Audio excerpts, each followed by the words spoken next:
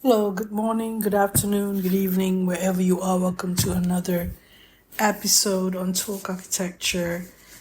We have a new series on designing for disability justice, on the need to take a variety of human bodies into account. So this is under architecture and disability that we have started in Talk Architecture podcast. But in these 3 episodes, which will run for about half an hour for each part, it is going through a text of an article that is exactly the title that I mentioned just now, Designing for Disability Justice on the Need to Take a Variety of Human Bodies into Account, is created by Matthew Allen in February 10, 2021. And you can find this at www.gsd.harvard.edu /2021/02/designing for disability justice on the need to take a variety of human bodies into account. And what it is really is going above and beyond two perceptions that has been discussed on mainstream agenda for disability: medical model of disability and social model of disability, which is focusing on the barriers with a perspective of correcting what is out there. Although medical disability is the outmoded way of thinking that disability lies in the individual who are disabled, social model of disability focuses on the barriers that are created by society in which disabled person have to be challenged with and having to overcome them. So in this particular article, it mentioned about critical disability, or the model of critical disability, rather than the social model or the medical model. So this is something that designers have been thinking about and written by Matthew Allen. It's not entirely on that, but he does touch on that. And I'd like to introduce in these 3 episodes, bear with me that I'm going to be summarizing some of the texts and then comment on them. We start with the first paragraph. Disability ought to be an exciting subject for architects. It is about lived experience, problem solving, and designing a better built environment. While the topic engages with critical theory and aspirations for collective life, is often seen as a field that requires checking boxes and fulfilling requirements, or worse, a touchy subject strewn with outdated terms and outmoded habits of thought. Excuse me. The typical routines of design don't always take the variety of human bodies into account. But I recently had the chance to talk to 4 practitioners who are changing minds and moving the field forward. Amy Hamray, Associate Professor of Medicine, Health and Society and American Studies at Vanderbilt University. Sarah Hendren, MDes 13, a professor at Olin College, and the author of What Can a Body Do? Sierra Bainbridge is Senior Principal and Managing Director at MASS Design Group, and Jeffrey Mansfield, MArch 14, is the Design Director at MASS. So in the second paragraph, Alan wrote, in our interview, Hamray says that engaging the design disciplines with the subject of disability requires epistemic activism. Now, this is something that I like to comment upon. And of course, one needs to write and rewrite about a lot of theories and the critical theories surrounding disability. Obviously, here we see that some form of activism is needed to be done. And personally, I find that also with myself, being an academic in Malaysia, and this could resonate with a lot of us on how we deal with disability, especially as a designer, because we don't, like you said earlier, ticking boxes and checklists, right? Referring to standards. At the back of my mind, people would, when people say to me, is it according to the Malaysian standards? And I would answer quickly that it is according to Malaysian standards. But inside of me, I would like that is more than just standards, because as a designer, we understand the standards. We understand the dimensions, the anthropometrics and ergonomics of it all. But having learned that, we can go beyond that. So, designers would talk a different language. Designers would want to go beyond the medical and social model and go to critical model of disability. So here Hamre, quote unquote, says, when disability activists entered the profession of architecture, they showed that architects do not just design buildings, they also design curricula, licensing requirements, research, and fields of discourse that give meaning to their work. To shift the treatment of disability in architecture required intervening in all these ways, in addition to lobbying Congress to pass the Americans with Disabilities Act, unquote. This sort of epistemic activism is occurring in the Graduate School of Design in Harvard. In the fall, Bainbridge taught, Seeking Abundance, unquote, a studio which aimed to reframe the topic of disability as a source of diversity and potential. The studio relied on the expertise of Mansfield, who recently received an award from the Ford and Mellon Foundations for his research into schools for the deaf. Now, this is really resonating as well, because this is what I had to do. There is also design curricula of a universal design curriculum, which I still use to this day, and which I sort of is kind of practical, and people say that it's good, but it's only you that could do it if you're a disabled person and an architect as well, or architect trained. And then, obviously, if you're architect trained, you would also want to be reviewing the licensing requirements. And research is obvious that the intersectionalities between disability and architecture, and several fields of discourse that could emerge from this, obviously. So I'm going to the third paragraph of this article. While discussing how architects ought to think about disability, Mansfield, Bainbridge, Hamre, and Hendren highlighted many examples that provide rich food for thought. Hendren points to de Hooydonk. Well, this is a Dutch word or name, DE, one word. Second is Hoogeweyk, a, quote, dementia village, unquote, in Wisps, the Netherlands. Quote, it proceeded from the board of directors at a nursing home for memory care, asking itself a simple but crucial question. Would the status quo for memory care be a kind of environment we'd want to live in, where we to acquire this condition? They created a list of values for promoting the kind of life they wanted for their residents.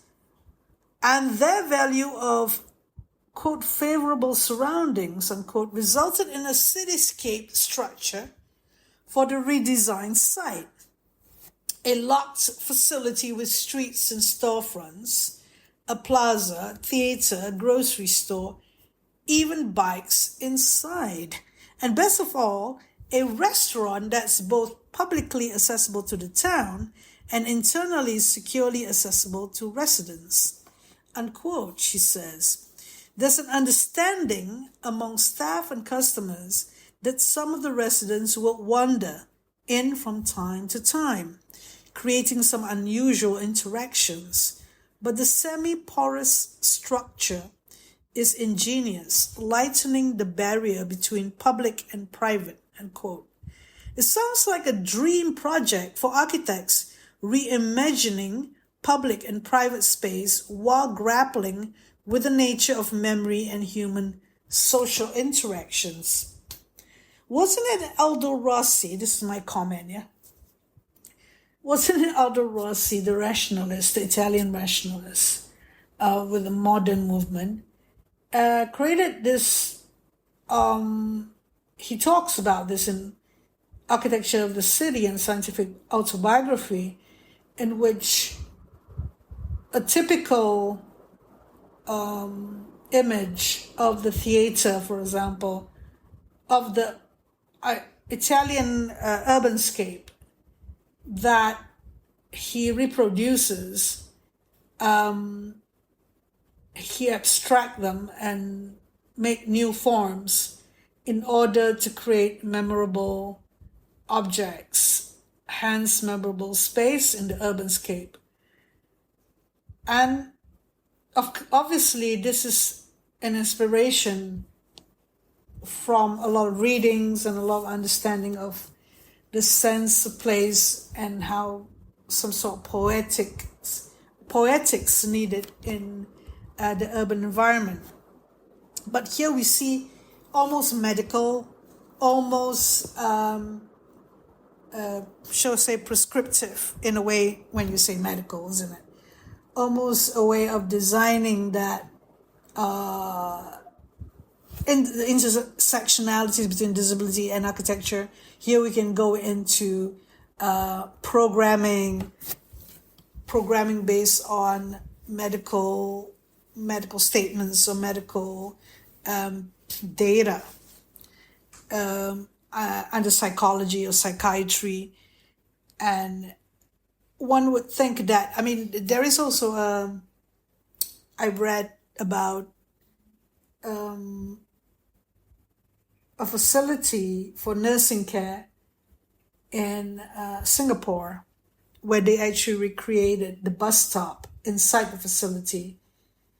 Now, it is a very much cultural or contextual in terms of who the residents are. And these nuances are something, of course, we could provide for them. And the learning from interacting with those who have memory loss and dementia, in which the moment in time or the time when they would realize where they are in space, in a place where it's recognizable for them, it's easier for them to actually be comforted with the space. Or is it? I mean, is it necessary or not to do this? Well, it is proven, obviously, because they come to creating these models of how somebody with memory loss this could help them identify their way around the place.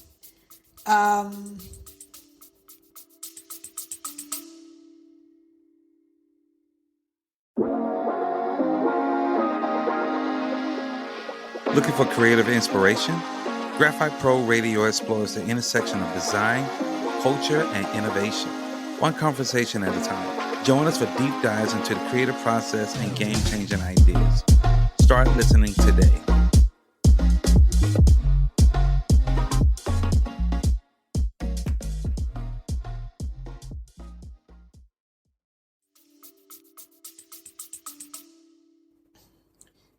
And because there's a lot of care being given to the caregivers rather than the extended family or the family members taking care of the elderly person who have dementia. So in a way, it is training not the inmates, but the patient on how to actually deal with the place and the space. And they could remember the bus stop, or they could remember a certain typical space. There could be a recreation inside the medical facility or the nursing care facility. There could be the recreation of a corridor. Shall I say, in my country, we have a lot of this. We call it a 5-foot way, where you have extended from the shop entrance a 5 foot or 5 feet, 1.5 meters worth of corridor that is synonymous with the sort of urban environment that we have, even the modern ones. And then that goes to the street. I mean, the malls, we don't touch about the malls. We're talking about culturally nuance or things that come from the culture. And in some places in the building facility or the medical facility are, like you said just now, in the article, it was said about things that are familiar, and I've said earlier about in Singapore how they created the bus stops. The bus stop, something that, quite commonly people in Singapore would use it, but in Malaysia not so much, because public transportation is not that reliable, so people don't usually use public transportation. But so the nuance is obviously from the city. Let's get back to the article where they created this town in Netherlands, and it's typical to that town. It is definitely something that can only be found in that town or in a Dutch town. So we have in the next paragraph, meanwhile, Hemray mentions several notable figures. Jen White Johnson, who does graphic design work centered on a hashtag Black Disabled Lives Matter and, quote, autistic joy, unquote. And Corbett O'Toole, a queer disabled elder and author of Fading Scars, My Queer Disability History. Hamre says, quote, O'Toole has been a lifelong designer and pushed me in so many amazing directions. When I first started to think about crypt technoscience and DIY disability design, she recently retrofitted a school bus as an accessible space for living and traveling, and it is beautiful, unquote. Hemray cites precedents in theory as well, quote, the person whose work I always come back to is the feminist science scholar and activist Michelle Murphy, who writes about built spaces and vernacular design objects in the context of eugenic, colonial, and imperialist projects, unquote. And Hemray suggested 2 books by Murphy to start with: Sick Building Syndrome and the Problem of Uncertainty and the Economization of Life. Next paragraph. No doubt the greatest wealth of insight comes from the disability community itself. While a student at the GSD, Mansfield, who has been deaf since birth, initiated historical research into the design activism that occurred at the schools for the deaf in the United States. This has now become a multi-year research project exploring how deaf schools became a node of design activism. His historical recap is illuminating. Quote, deaf spaces were typically designed by state agencies under the idea of benevolence. These schools were built with significant state investment, and they were built as symbols of societal virtue. They were not really designed for the deaf users. Their sensorial needs are not accommodated by the spaces. It doesn't help that they were built far from home communities, unquote. But this segregation had an unintended side effect.